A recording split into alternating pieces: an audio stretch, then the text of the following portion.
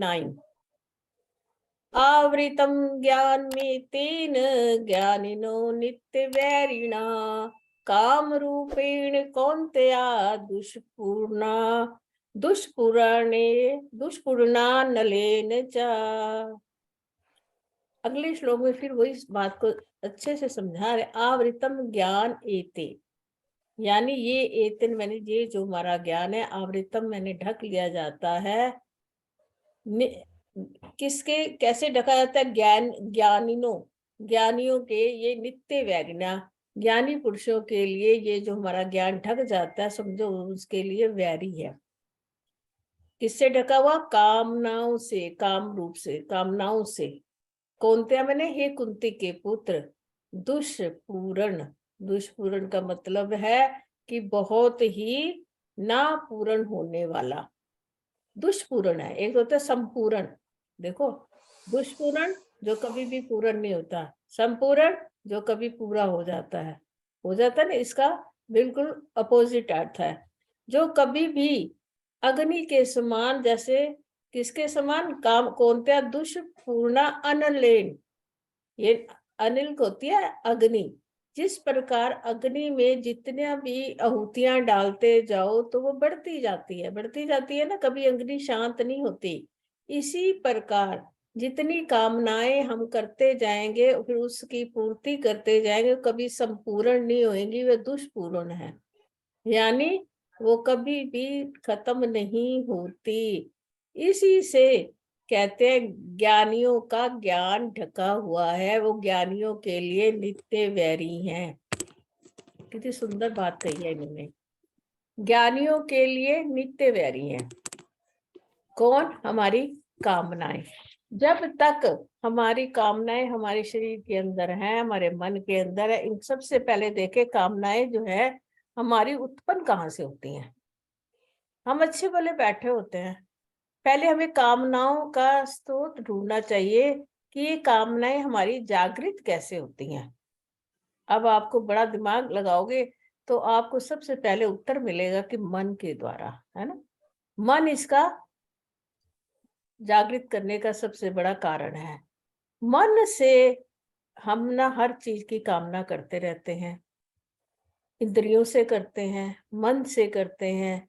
वो जो कामनाएं इतनी ज्यादा होती हैं, इतनी दुष्पूर्ण होती हैं कि वो कभी संपूर्ण होती ही नहीं है, जितनी मर्जी कोशिश कर लें।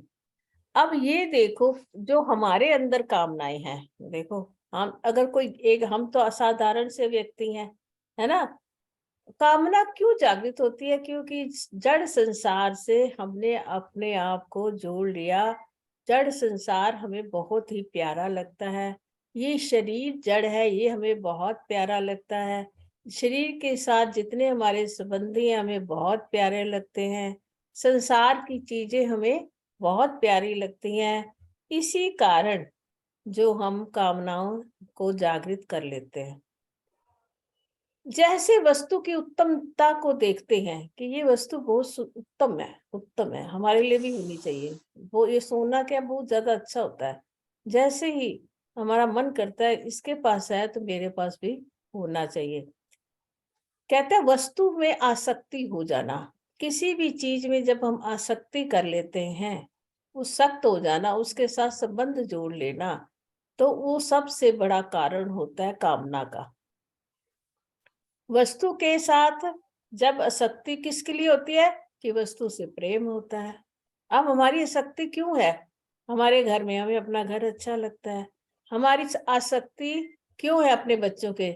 हमें अपने बच्चे प्यारे लगते हैं। फिर हमने ये देखा प्रियता, संसार में वस्तु और जीवों के प्रति जो हमारा प्रेम है, उस प्रियता के कारण हमारी आसक्ति जागृत होती है, और आसक्ति जागृत होती है तो फिर कामना भी जागृत हो जाती है। बच्चे अच्छे लगते हैं तो बच्चों के साथ बैठना अच्छा लगता है, परमात्मा में फिर मन नहीं लगता। वस्तुओं के साथ आसक्ति होती है तो वस्तुओं को एकत्र करने के लिए हमारा मन करता है। तो सबसे पहले कामना को जागृत करने वाला क्या हो गया? प्रियता। हमारी सब जगत में प्रियता, जगत की वस्तुओं में प्रियता। फिर जब वस्तु मिल जाती है हमें, मान लो मैंने कहा मुझे एक जोड़ा कड़े कड़े का, वो भी सोने का चाहिए अपने पति को का। अब पति ने बेचारे ने दिलवा दिया, वस्तु मिल गई। अब वस्तु मिल गई, फिर क्या जागृत होती है, अभी कड़े दिलाया, अगले साल मुझे उसी समय कह देंगे अगले साल मुझे कोई और चीज दिला देना, तो तृष्णा बढ़ गई ना। एक वस्तु को अगर हमने ले लिया तो दूसरी वस्तु के लिए हमारी कामना उसी समय जागृत हो जाती है कि ये चीज मुझे फिर मिलनी चाहिए, और फिर मिल जाती है ना, है ना। उसके बाद तृष्णा जागृत हो जाती है ना, तो फिर हमें और ज्यादा मिल जाए। जैसे कि मैं किसी के निमंत्रण पर गई, है ना, वहां मैंने खाना खाया, मैंने अपनी खाना खा के मेरा पेट भर गया, है ना, परंतु मेरे अंदर कामना क्या जागृत हो, कोई पहली प्रियता किससे, अपने घर वालों से। मैं सोचती हूँ चलो थोड़ा सा मैं अपने घर भी ले जाऊं, क्योंकि किसने मुझे आसक्ति किससे होगी, मेरे बच्चों में।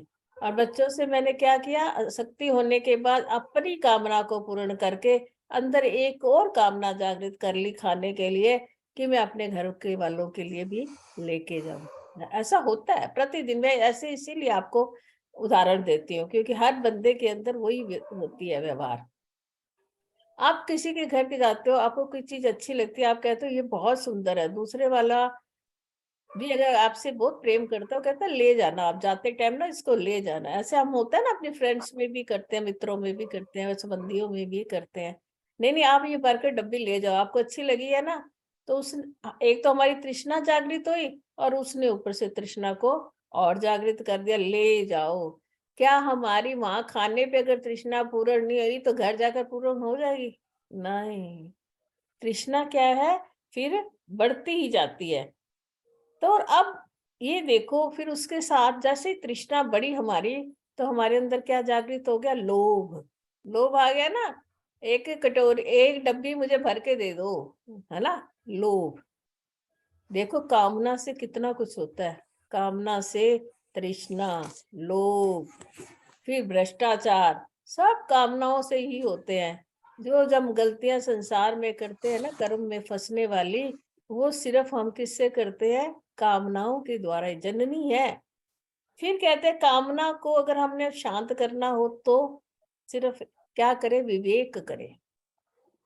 क्या जो चीज को मैं चाह रहा हूं, विवेक हो, क्या ये सदा मेरे पास रहने वाली है ना। मैंने चाहा, क्या ये सदा मेरे पास रहेगी, विवेक करेंगे ये नित्य क्या है, अनित्य क्या है। मैं संसार को चाह रहा हूँ, संसार अनित्य है, नाशवान है, उस चीजों को मैं चाह रहा हूँ। तो इसलिए जब कामना को शांत करना हो तो अपने मन में विवेक लाइए। जो कहते हैं ना, तत्व के ज्ञान में विवेक, वैराग्य, षट संपत्ति और मुमुक्षुता, ये साधन है चार, अगर मुक्ति की ओर जाना होता है तो क्या करना है, हमको विवेक जागृत करना है अपनी कामनाओं को शांत करने के लिए। जो काम क्यों करना है भाई विवेक, प्रश्न था, हम विवेक क्यों करे भाई, ठीक है चल रहा है संसार ऐसे ही। मैंने उसके घर गई, मैंने कुछ खाया पिया, एक डब्बा साथ में भर के ले आई, तो उसमें कोई बुराई क्या है। मैंने ये नहीं जानता कि मेरे अंदर लोभ आया था, है ना। तो कहते हैं इसका फिर फायदा क्या है कि हम विवेक करें, क्योंकि कहते हैं अगर तुम विवेक नहीं करोगे तो तुम क्या करोगे, कर्मों के साथ बढ़ते ही जाओगे, कर्म तुम्हारे संचय होते जाएंगे, और संचय होने से कर्म जितने संचय होंगे तो अगला जन्म भी बेकार हो सकता है, क्योंकि कामनाएं संसार की हैं। तुम्हारी परमार्थ में जो तुम्हें भगवान की ओर तुम्हें जाना था, उसमें तुम्हारा को बंधन डाल सकता है कामना। कामना जो होती है परमार्थिक बंधन को भी डालती है।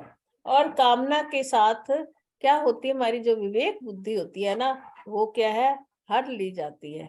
विवेक आता ही नहीं जब कामने जागृत होते हैं। फिर हमारा जो व्यवहार होता है ना, वो पशुओं के समान हो जाता है। जैसे पशु होते हैं ना, पशु विवेक नहीं ना कर सकता, यही तो भेद है हमारे में। पशु विवेक नहीं कर सकता, अगर हमारे अंदर भी इतनी कामनाएं जागृत हो गई है, अगर हम विवेक से सोचते नहीं है, तो हमारे और पशु में फिर भेद क्या रहता है। और सबसे बड़ी बात है, जितनी कामनाएं हमारे अंदर होंगी सबसे पहले दुखी हम होंगे।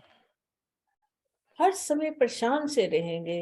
आए एक छुट्टियां नहीं, काम दूसरा आ गया, काम हो कुछ भी, किसी तरीके की भी कामना हो, हर कामना जीव को दुख देने वाली है, सुख नहीं देती। सुख तो उसके त्याग में ही है, कामनों के त्यागेन एके अमृत तत्व मांशु। केवल सुख कहाँ मिलता है, जब सब कर्मों का और सब चीजों का त्याग कर दें, मन से त्याग करें। तो कामना से क्या उत्पन्न हुआ, दुख उत्पन्न हुआ। और जब कामना क्या है, एक बहुत बड़ा दोष है। देखो, कामना करना एक बहुत बड़ा दोष है। क्यों है? क्योंकि कामनाओं को पूरा करने के लिए हम चोरी, डकैती और इवन देन किसी की हत्या भी कर देते हैं। अब तुम्हारे मन के अंदर कामना है, तुम 6 7 5 6 बहन भाइयों कि सारा धन मेरे को ही मिले, माता पिता का, तो आप क्या करते हो? एक तो द्वेष को पाल कर लेते हो, घर में द्वेष हो जाता है, भाई भाई में द्वेष हो, बहन बहन में द्वेष हो जाता है, अगर माता पिता सही से ना देकर गए हो। अदालतों तक जीव पहुंच जाते हैं। तो ये क्या है? कामना के कारण ही। हमने कामना की सब कुछ हमको मिल जावे, परंतु वास्तव में ऐसा नहीं हो सकता ना।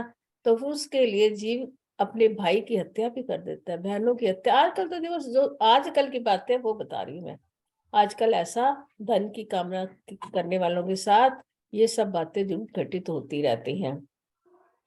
तो इसका हमें ये हो गया कि कामना के कारण ही सारा कुछ संसार में, जितने दोष हमारे से होते हैं वो कामना के कारण ही होते हैं।